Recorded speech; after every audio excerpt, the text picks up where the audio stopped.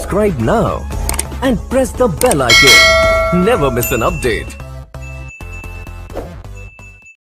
কারণ যে 10ই মুহররম আপনারা বহু কিছু শুনেছেন। 10 মুহররম আশুরা রাত্রি বলা হয়। আল্লাহর তরফ থেকে আশ্চর্য ঘটনা বলি যেগুলা ঘটেছে এই মুহররম মাসের 10 তারিখ। আমরা হয়তো মনে করি আশ্চর্য ঘটনা হয়তো 10টা, তাই আশুরা।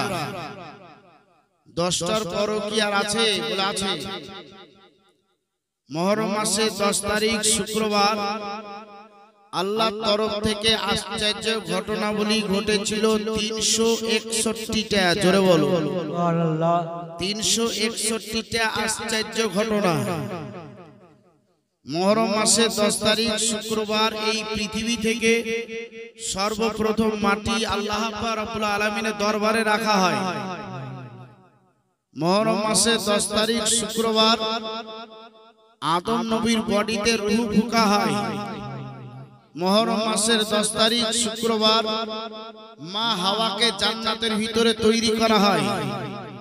মুহররম মাসের 10 তারিখ শুক্রবার দুনিয়াবি গাছের ফল জান্নাতের ভিতরে আদম নবী খান। মুহররম মাসের 10 তারিখ শুক্রবার আদম নবী এবং মা হাওয়াকে এই পৃথিবীতে নাজিল করা হয়। মুহররম মাসের 10 তারিখ শুক্রবার ইউনুস নবীকে মাছের পেট থেকে নাজাত দান করেন। মুহররম মাসের 10 তারিখ শুক্রবার হযরতে মুসা কালিমুল্লাহ আলাইহিস সালাতু ওয়াত তাসলিম হুঁশে আসেন। মুহররম মাসের 10 তারিখ শুক্রবার হযরতে ইব্রাহিম খলিলুল্লাহর অগ্নিকুণ্ড গোলাপ ফুলের বাগান তৈরি হয়। মুহররম মাসের 10 তারিখ শুক্রবার নমরুদের বেটি পবিত্র কালেমা পড়ে ইব্রাহিম খলিলুল্লাহর কাছে মুসলমান গ্রহণ লাভ করেন। মুহররম মাসের 10 তারিখ শুক্রবার আল্লাহ জান্নাতকে কমপ্লিট করেন।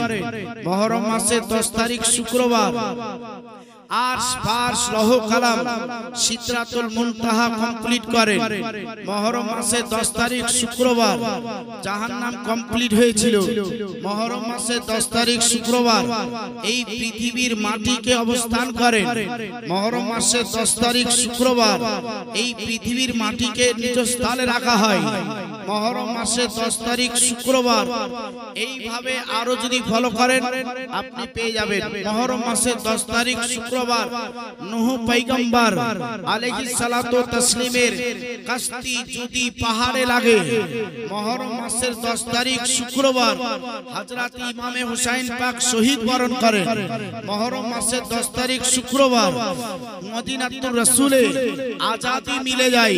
মুহররম মাসের 10 তারিখ শুক্রবার এই ভারতবর্ষে অখণ্ড ভারতে যিনি পা রেখেছিলেন ইনি হচ্ছেন খাজা আজমিরি গরিবে নওয়াজ।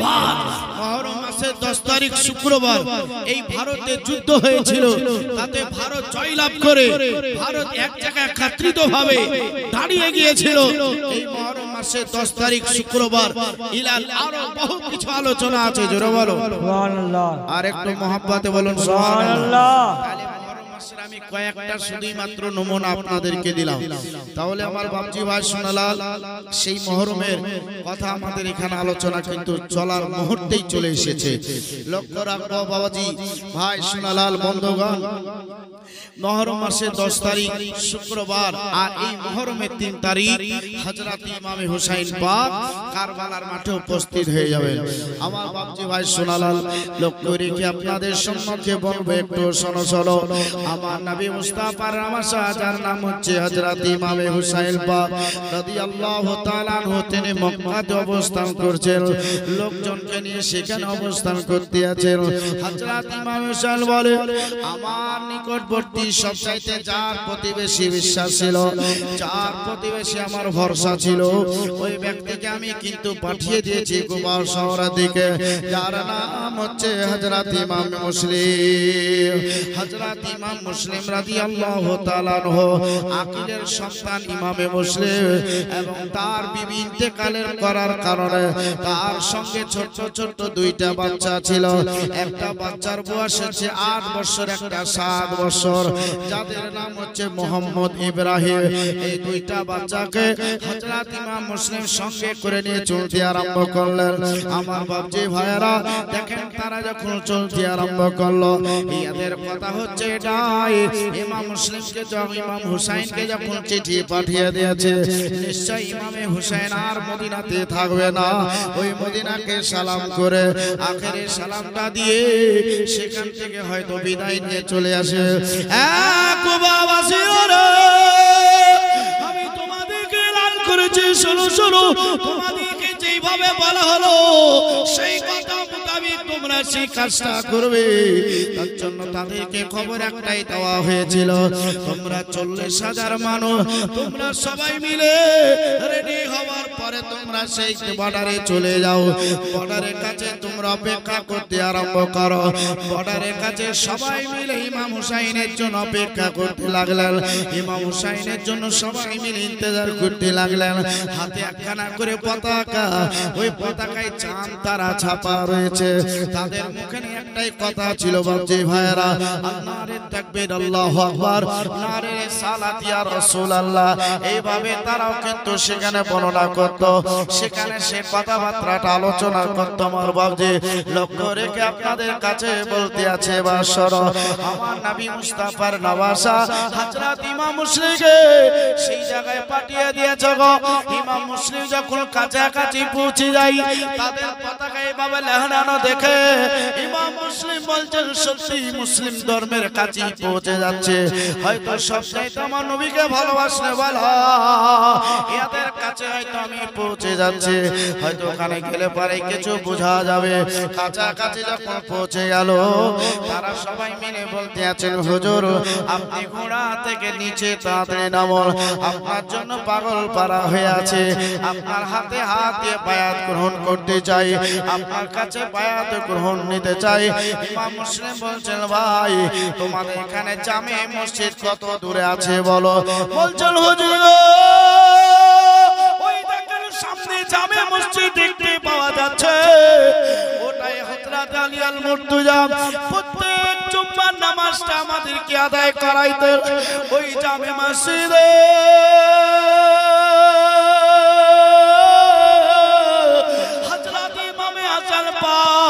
আসার পরে জুম্মা নামাজটা আদায় করাইতে হুজুর গো ওই দেখেন জামে মসজিদে পাওয়া যায়। ইমাম মুসলিম বলছেন, ভাই রে ওই জামে মসজিদের কাছে সবাই মিলে চলো আমরা চলে যাই।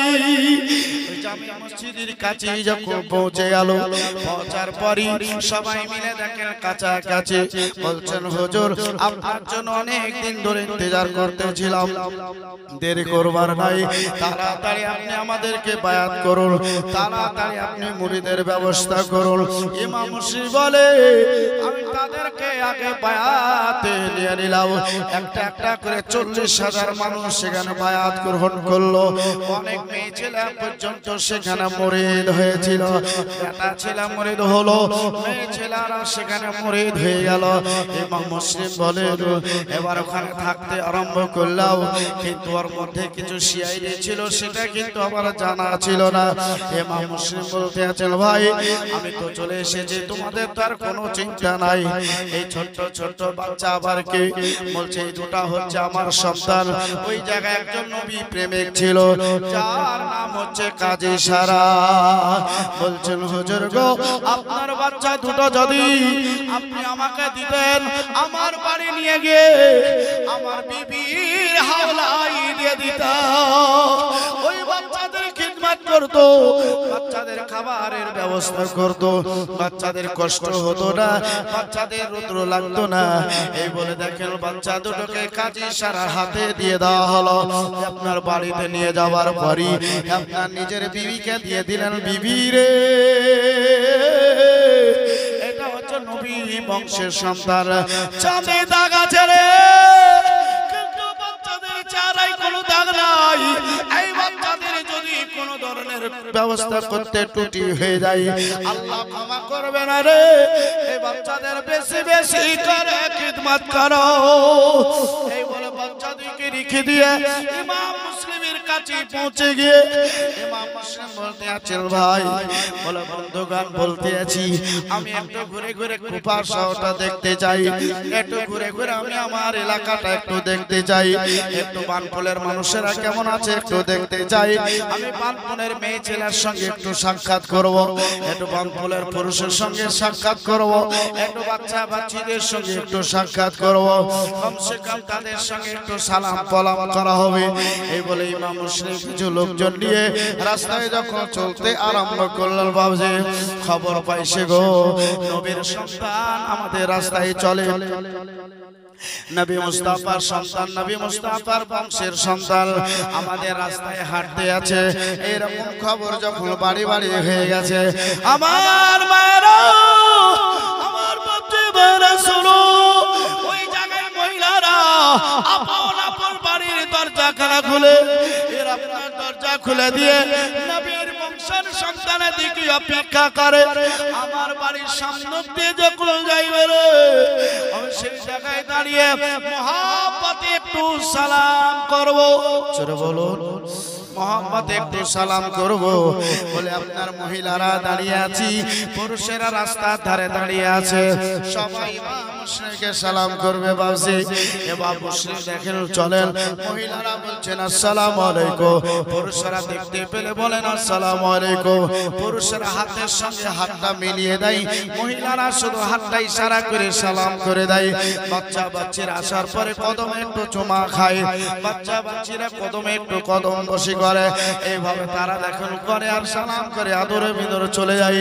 কি আপনার খাবারের জন্য ডাকে, কি আপনার নাস্তার জন্য একটু ব্যবস্থা করে, সবাই সব দেখতে এইভাবে ডাকলে পারো। ইমাম মুসলিম বলতে আছে, সবাই তোমরা ভালো থাকো, সুস্থ থাকো, মনটা খারাপ করবানি, চিন্তা করবানি। আল্লাহ যতদিন তোমাদের হায়াতে রেখেছে ততদিনই তোমরা থাকবা। আল্লাহ তোমাদের যেইভাবে রাখবে সেইভাবে তোমরা দিনটা কাটায় দেবা। চিন্তা করো না, চিন্তা করো না। এই বলে ইমাম মুসলিম দেখেন একদিন দুই দিন করে 15 দিন কেটে গেল। ইমাম মুসলিম দেখছেন কুফার লোকেরা এত ভালো, কুফার লোকেরা এত সুন্দর, এই কুফার লোকেরা এত ভালো ব্যবহার করেছে, আমাকে একখানা চিঠি প্রেরণ করতে হবে। ইমাম হুসাইন তাড়াতাড়ি চলে আসবে গো। তার জন্য বাপজিরা ওই মুরিদদের সম্মুখে আলোচনা করলো, আমি যতক্ষণ পর্যন্ত একখানা চিঠি না লিখবো, ইমাম হুসাইন ওই জায়গা থেকে কুফা শহরে আসবে না। বলুন সুবহানাল্লাহ। আমার বাজি এই যে কথাটা বললো, এই কথাটা যারা মুরিদ, কিছু সিআইডি মুরিদ হয়েছে এগুলো না, এরা বলছে আরে তাহলে ই কে, এটা কি তাহলে ইমাম হুসাইন না? এদের সন্দেহ হতে লাগলো। বাজি সন্দেহটা তো সঠিকই ছিল, ইমাম হুসাইন তো আসেননি, ইমাম মুসলিম এসেছেন। শুক্রবারের দিন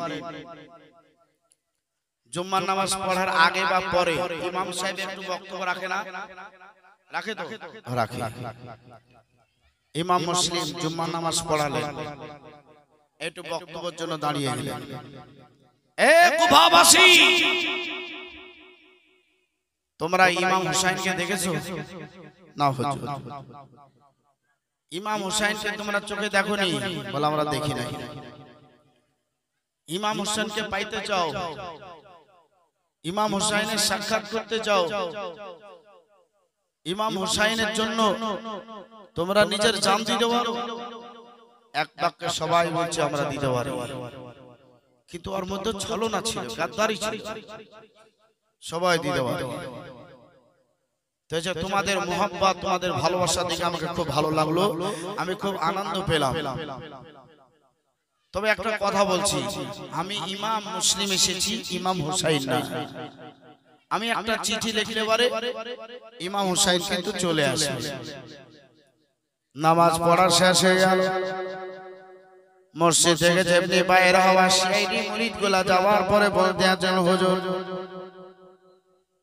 যার জন্য আমরা পাগল হয়ে আছি, যার জন্য আমরা দেওয়ানা আছি গো, আমাদের সম্মুখে আসেনি। এখন যদি আমাদের মরণ হয়ে যায়, আমাদের ইন্তেকাল হয়ে যায়, সেই দিন নবীর দরবারে আমরা কেমন করে জবাব দেব? তাই ইমাম মুসলিম আপনাকে বলতে আছি, আপনি দেরি না করে তাড়াতাড়ি একখানা চিঠি লিখে দিয়ে ইমাম মুসলিম ইমাম হুসাইনকে ডাকার ব্যবস্থা করুন। হুজুর আপনি দেরি করবেন না, তাড়াতাড়ি আপনি চিঠিখানা লিখুন, চিঠিখানা লিখুন। ইমাম মুসলিম বলে, আমি খাতা কলম নিয়ে আমি নিজের হাতে একখানা চিঠি লিখে দিয়ে যখন আমি আংটির স্টাম্পখানা মেরে দিলাম, সঙ্গে সঙ্গে আমার হাত থেকে চিঠিখানা কেড়ে নিয়ে পিছন দিক থেকে কে যেন আমাকে লাথি মেরে নিচে ফেলে দিল। যে 4 ফুট উঁচু বারান্দা ছিল, ওই 4 ফুট উপর থেকে ইমাম মুসলিম নিচে পড়ে গেলেন। সঙ্গে সঙ্গে ইমাম মুসলিম খাড়া হয়ে সেখানে কিন্তু বজে লাগার জন্য আফসোস করেন নাই, হাতে লেগেছে পায়ে লেগেছে তার জন্য আফসোস করেন নাই। ওখানে দাঁড়িয়ে দাঁড়িয়ে এলাকার যারা ছিল সবার সম্মুখে বলতে লাগলো, বলে চিঠিখানা তোমরা কে আছো তাড়াতাড়ি আটকার ব্যবস্থা করো, চিঠিখানা তাড়াতাড়ি তোমরা ধরে নাও। আমি বুঝতে পারিনি, জানতে পারিনি এদের মধ্যে এই রকম গাদ্দার ভরা আছে, কিন্তু কোন ব্যক্তি দেখেন চিঠিখানা আটকালো না। ওই চিঠিখানা বর্ডার ক্রস করে মক্কার দিকে চলতে আরম্ভ করলো। ইমাম মুসলিমকে এবার কারবাই করার জন্য বাহির থেকে একজন ব্যক্তিকে চিঠির মারফতে সরকার করে দেওয়া হলো। একবার কথাতে তাকে সরকার বানিয়ে দিল। মোদি যেই রকম চাইছিল সেই রকম ভাবে ওয়াজি চালাইতে আছে। ওই রকম ইবনে ইয়াজিদ আপনার যেমন ইচ্ছা তেমনই চালাইতে আছে। ইয়াজিদ দেখেন একজনকে সরকার পত্রের মাধ্যমে করে দিল, যার নাম হচ্ছে ইবনে জিয়া। আপনি আসার পরে মাসনাদে বসে গিয়েছে।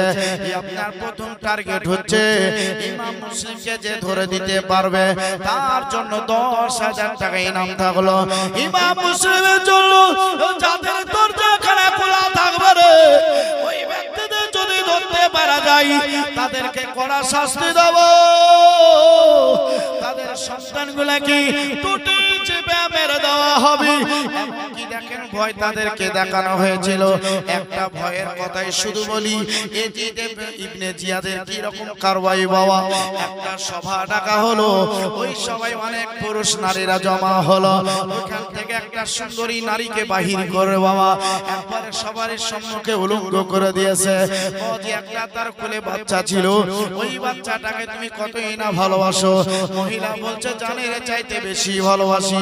ওই বাচ্চাটাকে নিয়ে একটা বড় উঁচু করে স্টেজ তৈরি করা হয়েছিল। স্টেজের পাঁজরে মহিলাকে উলঙ্গ করা হয়েছে তার সম্মুখে। এবার দেখেন বাবা বাচ্চার একটা পায়ের উপরে পা রেখে দিয়ে আর একটা পা ধরে ওই মহিলার সম্মুখে হাজারো মানুষের সম্মুখে বাজে একবারে ট্যাঙ্গুলা উঠিয়ে পরপরা করে ফিরে বাচ্চাকে যখন মেরে দেয়, মা ওই জায়গায় কি আর থাকতে পারবে না। মা কত চিৎকার দিয়ে নিয়ে কাঁদে, মা কতই না ছটফট করে রে। মা এত চিৎকার দিল, কোন ব্যক্তি দেখেন মুখে কথাবার্তা কিছু এখনো বলেন নাই, কোন ব্যক্তি কিছুই বলতে পারে না। কিন্তু মহিলাটা নবীর দিবানি ছিল, আমার নবীর আশিক ছিল, আমার নবী মুস্তাফাকে বেশি ভালোবাসতো। ওই মহিলাটা রব্বে কায়নাতের কাছে আরজি করেছিলেন, আল্লাহ গো আমার সম্মুখে এইরকম ভাবে যখন নিজের বাচ্চাকে মারতে পারে, এতগুলা মানুষের সম্মুখে আমার তো ইজ্জত হানি করে দিয়েছে, আর কত কিনা করতে পারে। আল্লাহ তুমি যদি আমার মরণ করে উঠিয়ে নাও তো বেশি ভালো হয়। আল্লাহ বলছেন ইসরাইল রে, যে আমার নবীকে সবচাইতে বেশি ভালোবাসে, আমার নবী মুস্তাফাকে যারা বেশি মহব্বতকারী, আমি আল্লাহ তাদেরকে এইরকম বেইজ্জতির হাত থেকে বাঁচাই দিই। ওই ইসরাইল তার জানটা তুই কবজ করে আই। মহিলা চোখ বন্ধ করলো, আল্লাহ ইসরাইল তারা তার জান কবজ করাইলেন। মুসলমান এইরকম ভাবে কিছু কিছু ঘটনা রয়েছে বাবজি। এদের এত খারাপ চরিত্র ছিল, এরা কোরআনকে অপমান করত, এরা নামাজকে যে তুচ্ছ মনে করত, এরা আপনার দেখেন দাঁড়িয়ে তুচ্ছ মনে করত, এরা মাথায় সহজে টুপি লাগাইতো না। এরা এক ধরনের মুসলমান ছিল, এরা হচ্ছে ইজিদি মুসলমান। আর এদিকের যারা আছে এরা হচ্ছে হোসাইনি মুসলমান। আচ্ছা বলেন তো আমরা হোসাইনকে মানি না ইজিদকে? কাকে মানে?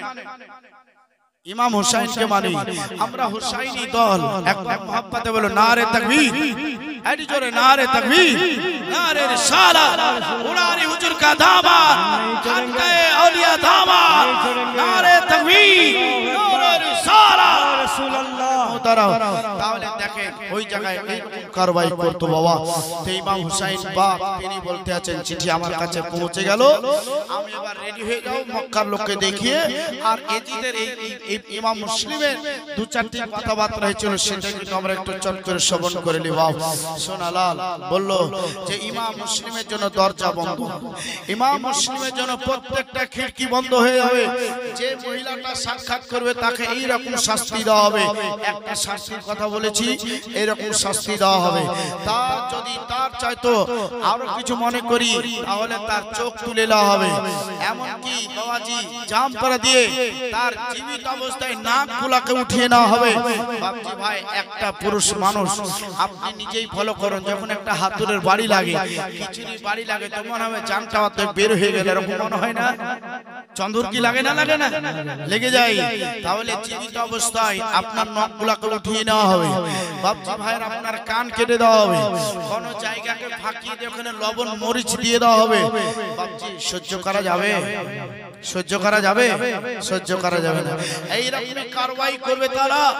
বাপজি ভাই সোনালাল এইরকম ভাবে এলান করেছে ইমাম মুসলিম রাদিয়াল্লাহু তাআলা আনহু।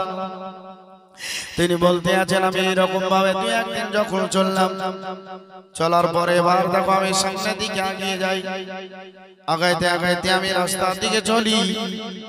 যতজন আমাকে দেখতো ততদিনই আমাকে সালাম করতো, সবাই আমার কাছে দোয়া চাইতো। কিন্তু আজকে আমায় দেখে কেন দরজা বন্ধ করে দেয়, আমায় দেখে কেন দরজা তারা খিড়কি বন্ধ করে দেয়? বাপজি ভাইরা শুধু বন্ধ নাই, ইমাম মুসলিম বলতে আছে আমি যখন তার পাঁজর দিয়ে চলতেছিলাম, কত মহিলা দরজা বন্ধ করে চোখের পানি ঝরিয়ে কাঁদে, কত পুরুষেরা কাঁদে গো। কিন্তু মাজবুর উপায় নাই, সরকার যেইভাবে চালাবে সেইভাবে আমাদের চলতে হবে। নাকি চলতে হবে না? কারণ যে আমাদের সরকার এখন কে? আমাদের সরকারের যে নরেন্দ্র মোদী, নাকি? তো ই এখন যেভাবে বলবে সেইভাবে চলতে হবে। তার বিরুদ্ধে কিছু করতে গেলে কিন্তু মুশকিল আছে। মুশকিল আছে না? মুশকিল আছে বাবা। তাহলে দেশের কিছু আইন কানুন আছে, সেই আইন কানুন কিন্তু মান্য করে চলতে হবে। না হলে আপনি আইনের আওতায় যদি চলে যান তাহলে আপনাকে অ্যারেস্ট করতে বাধ্য হবে। বাপজি ভাই শোনালা লক্ষ্য রাখো, কিন্তু সেখানে তো সে আইনি ব্যবস্থা ছিল। হযরত ইমাম মুসলিম বলেন কোনো দরজা নাই, খিদাও লেগেছে, পিপাসাও লেগেছে। সামনে দেখছি একটা দরজা খোলা আছে, একটা মহিলা বসে আছে, একটা মায়ের বয়সের একটা মহিলা বসে আছে।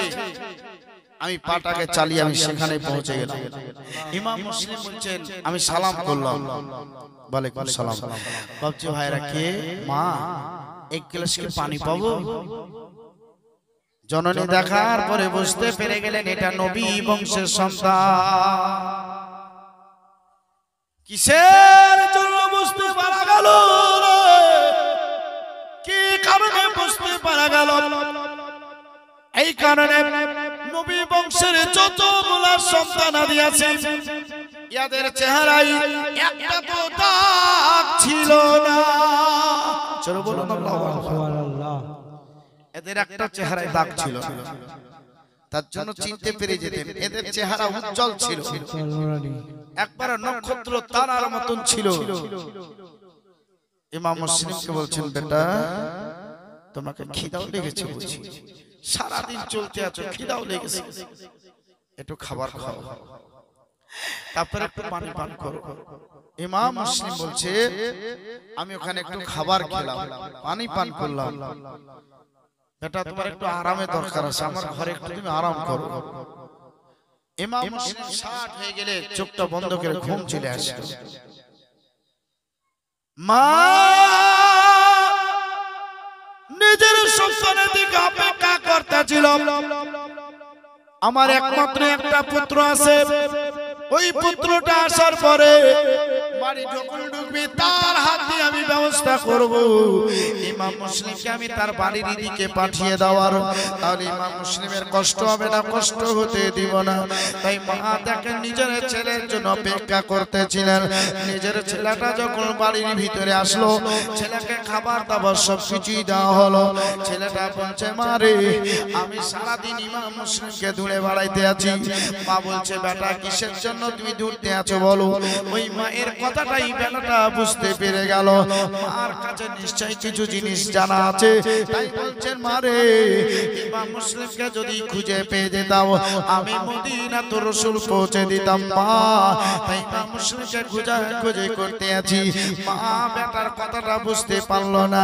তাই দেখেন মা বেটা এরকম কথা বলছে, ঠিক আছে বেটাকে একটু রাত্রে বেলায় বলবো। একটু গভীর রাত হলো, আর যারা এরা দিওয়ানা ছিল এরা কিন্তু ঘুরে বেড়াচ্ছে, আরে ইমাম মুসলিম কোথায় গেল, কোন জায়গায় গেল, ধুরে কেনা পাই না। এরা রাস্তা রাস্তা জঙ্গল জঙ্গল ঘুরছে বাবা, আর ইমাম মুসলিম ঘরের ভিতর আরাম করছে। আর বেটাকে বলছে বেটা চিন্তা করো না, ইমাম মুসলিম আমার ঘরে আরাম করছে, আমার ঘরে আছে। বেটা এখন পশু পাখি সব ঘুমিয়ে গেছে, এই সুযোগ তুমি তাড়াতাড়ি বর্ডার পার করে মদিনাতুর রাসূলের রাস্তা দেখিয়ে দাও, আল্লাহ তোমাকে জান্নাত দিবে। বেটাটা যখনই শুনে নিল তখনই বলতে আছে যাক কাজে নিয়ে গেছে। কোন ঘরে আছে মা? তুই চাইতে এই ঘরে আছে। বেটার ছলনার কথা মা বুঝতে পারেনি। যাবার পরে দরজা খুলে দিয়ে ইমাম মুসলিমের কলাপখানা ধরে খাট থেকে নিচে নামিয়ে দিয়ে গালের উপরে একটা চড় মেরে দিল। নবী বংশের সন্তানের গালের উপরে চড় করে মেরেছে। নবী বংশের সন্তানের গালে চড় মারলো। ওই জায়গায় ইমাম মুসলিম দেখেন দুঃখ পাইনি, বলতে আছেন ভাই তোমার হাতে চড়টা মারতে গিয়ে কি লাগলো ভাই, আমাকে এত রাত্রে কেন তুমি ডিস্টার্ব করলে, কিসের জন্য তুমি আমাকে ঘুম থেকে জাগাই দিলে, আমাকে কি মদিনাতুর রাসূলের তুমি ব্যবস্থা করার জন্য আইছো? আমি মদিনাতুর রাসূল যেতে চাই না, আমি আল্লাহর দ্বীনের জন্য কুরবান হতে চাই। একে আপনার টানতে টানতে বাড়ি থেকে বের করে নিচ্ছে। মাঝে মাঝে কিছু কিছু কথা ছেড়ে দিয়ে চলে যাচ্ছে, হ্যাঁ শুনতে সব শোনানো যাবে না। ভাবছি ভাই সোনালাল বাইর করে নিয়ে চলে আসছে, আর যারা ঘুম চলে এরা দেখে নিল ওখানে হাঁচা করছে। বাজি নবী বংশের সন্তানের চেহারায় এমন একটা উজ্জ্বল নূর আছে, রোশনি আছে, অন্ধকার জায়গায় আলা মনে হতো। জোরে বলো সুবহানাল্লাহ সুবহানাল্লাহ। এরা দেখলো ওখানে আলা মনে হচ্ছে, মনে হয় ইমাম মুসলিম আছে। পাটাকে চালিয়ে দেখছে সত্যি একজন ব্যক্তি ইমাম মুসলিমকে ধরে আছে, ওকে দু চার ঘুষা লাগিয়ে দিয়ে ইমাম মুসলিমকে ছুটিয়ে নিয়ে ওখান থেকে চলে গেল। খবর হয়ে গেছে, সকালবেলায় বলছে ইমাম মুসলিমকে যে ধরে নিয়ে আসতে পারবে তাকে উট দিব, বাড়ি দিব, জমি দিব, যা চাইবে তাই দিব, আর সুন্দরী সুন্দরী নারীর সঙ্গে তার বিয়ের ব্যবস্থা করে দিব। বাবাজি ভাইয়ের আমার সকালবেলা আরো কড়া করবা। ইমাম মুসলিম বলছে হুজুর আপনি বেরাবেন না। ইমাম মুসলিম বলছে মুসলমান কোনদিন লুকিয়ে থাকে না আর পিছনদার হটে না।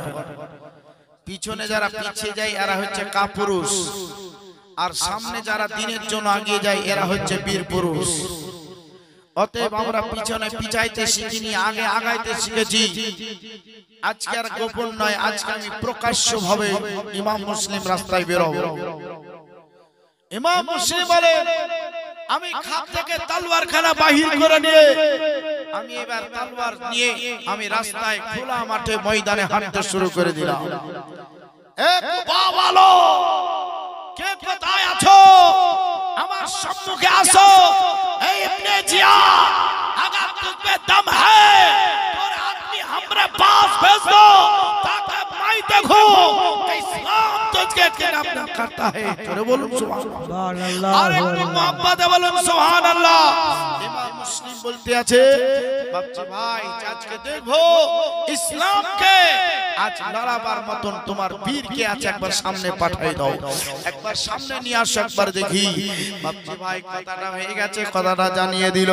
ইবনে জিয়াদ বলতে আছে কথাটা যখন এইভাবে হলো, এইভাবে কথাটা যখন আমার কানে পৌঁছে দেওয়া হলো, আমার যে সমস্ত লোকজনেরা ছিল আমি এদেরকে বললাম ইমাম মুসলিম খোলা মাঠে এখন নেমে গেছে, ইমাম মুসলিম এখন প্রকাশ্য নেমে গেছে, ইমাম মুসলিমকে লড়াই করে তাকে কতল করে দিতে হবে, ইমাম মুসলিমকে শহীদ করে দিতে হবে।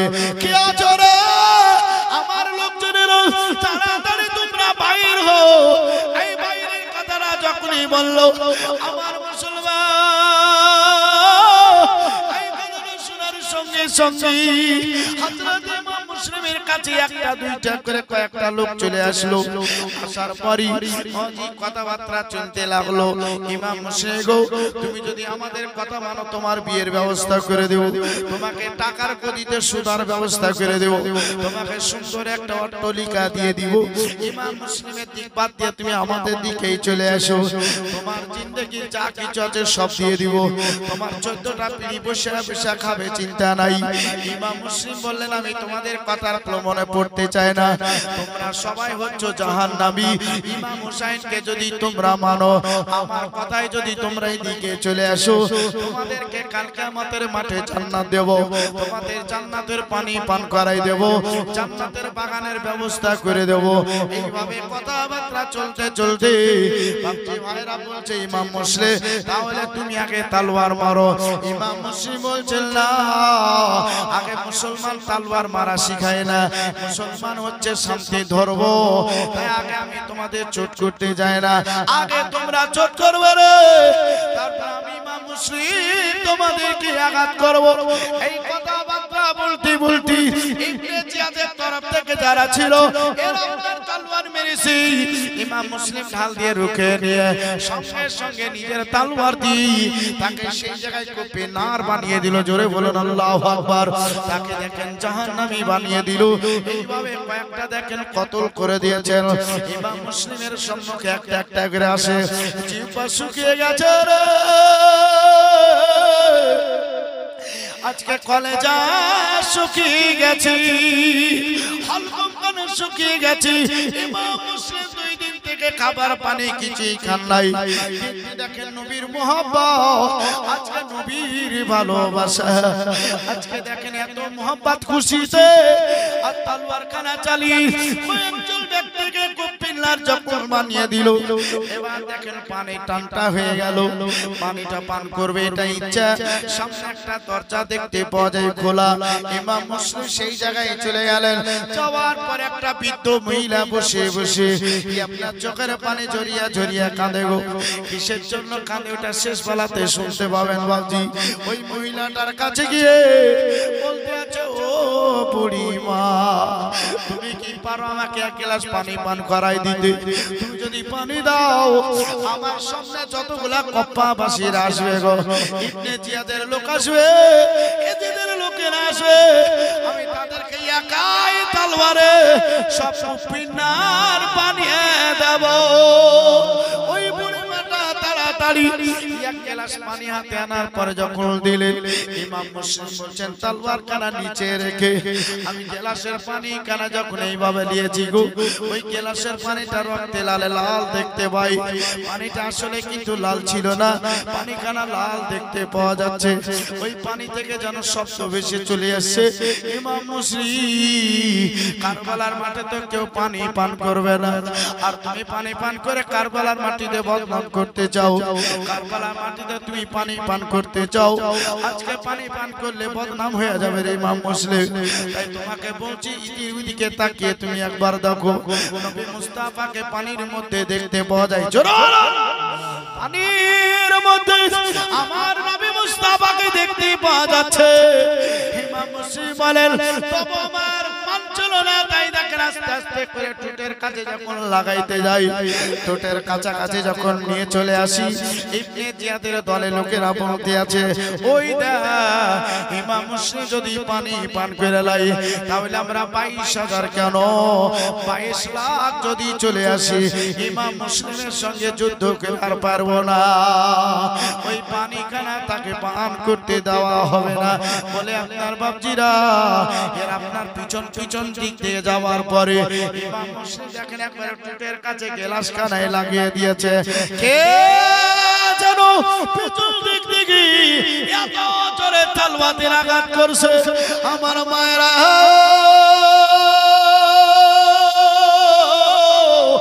এত জোরে আঘাত করলো, এত জোরে বাপজি বারা তলোয়ার খানা মেরেছে, ইমাম মুসলিমের নাকের ডগা খানা কেটে গিয়ে ইমাম মুসলিমের নিচে টুকটা কেটে বাজে গ্লাসটা নিচে পড়ে গেল। ইমাম মুসলিম তলোয়ার খানা ধরি পিছন দিকে ঘুরার পরে দেখছেন অনেক মানুষ বাপজি ভাইরা আছে, তাদের সঙ্গে দেখেন যুদ্ধ করতে আরম্ভ করলেন, তাদের সঙ্গে যুদ্ধ চলতে আরম্ভ করলো, তাদের সঙ্গে বাজি লড়াই চলতে আরম্ভ করলো। কিন্তু ইমাম মুসলিম হচ্ছেন একা, আর তারা ওখানে অনেকজন ব্যক্তি একই সঙ্গে লড়াই করতে আছে, এইভাবে কুপিনার বানাইতে আছে গো। কিন্তু একখানা তলোয়ার দেখেন চলে এসেছে, ইমাম মুসলিম বুঝতে পারেন নাই, ওই তলোয়ার খানায় এত জোরে আসার পরে আঘাত করলো, ইমাম মুসলিমের ডান বাজুতে বাজে লাগলো, ওই হাতখানা কেটে নিচের দিকে পড়ে গেল। সঙ্গে সঙ্গে বাঁ হাতে তলোয়ার খানা ধরে নিয়ে ইমাম মুসলিম দেখেন বাঁ হাতে তলোয়ার চালিয়ে যুদ্ধ করতে আছে।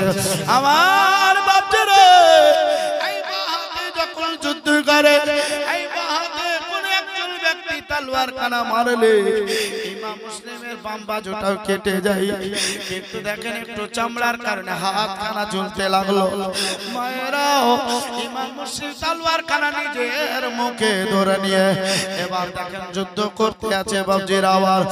এই বাঁ হাত খানা ডিস্টার্ব করছিল, তাই বাঁ হাত খানার উপরে পা খানাকে চাপিয়ে দিয়ে শরীর খানা যখন একটু টান করলেন, ওই হাত খানা দেখেন বাবজি একবারে পরপর করে ছিঁড়ে নিচে পড়ে গেল।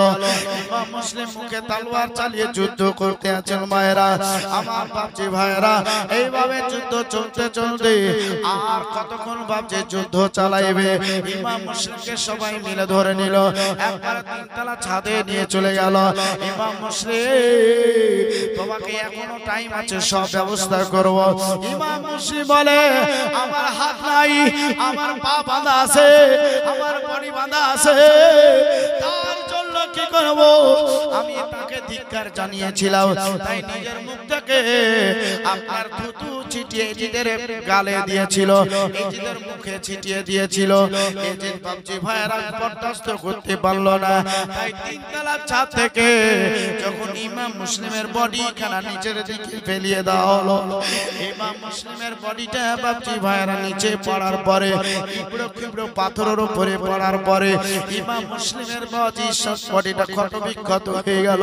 কিন্তু ইমাম মুসলিম পড়েছিলেন লা ইলাহা ইল্লাল্লাহ মুহাম্মাদুর রাসূলুল্লাহ সাল্লাল্লাহু তাআলা আলাইহি ওয়াসাল্লাম। বাপজি ভাইরা কালেমা পড়ে মজি নিচে আসে, ইমাম মুসলিম শহীদ বরণ করলেন। আমরা সকলে পড়ি ইন্না লিল্লাহি ওয়া ইন্না ইলাইহি রাজিউন। চোখের পলকে তুমি হতে পারলা, চিরতরে বন্ধ হবে তোমার নিঃশ্বাস, চোখের পলকে তুমি হতে পারলা, চিরতরে বন্ধ হবে তোমার নিঃশ্বাস, হবে আলাম তোমার বাড়াই দাও তো, তবে আলামে তোমার মসজিদে মায়েকে বাড়ি বালা নাই রে, বাড়ি নাই রে দুনিয়াতে, বাড়ি বালা নাই রে, বাড়ি নাই রে দুনিয়াতে, চোখের পলকে তবে হতে পারলা, চিরতরে নর বন্ধ হবে তোমার নেশা তোমার ভয়ে থাকতো মানো